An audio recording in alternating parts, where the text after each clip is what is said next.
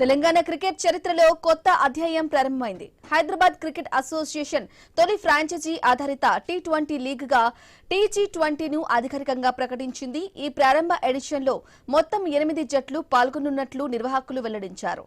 League ప్రసార హక్కుల కోసం స్టార్ స్పోర్ట్స్ తో భాగస్వామ్యం కుదిరింది. మ్యాచ్లు తెలుగులోనే ప్రత్యక్ష ప్రసారమవుతాయి. అలాగే జియో హాట్‌స్టార్ ద్వారా కూడా లైవ్ స్ట్రీమింగ్ అందుబాటులో ఉంటుంది.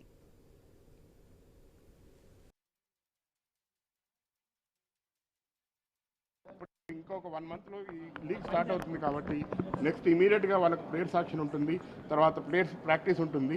దెన్ జూన్ 21st వెళ్ళి మేము లీగ్ స్టార్ట్ చేద్దామని అనుకుంటున్నాము.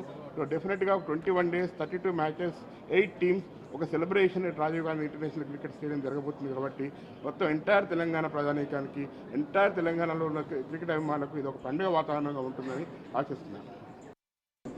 ఇంత ఎక్స్పెక్ట్ చేయలేదు మనము, ఇంత వస్తుందని. చాలా బాగా అయింది.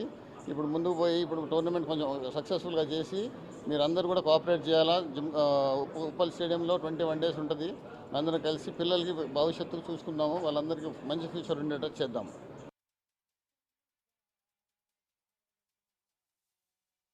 I have grown seeing cricket, playing cricket, listening to cricket right from 1983 onwards.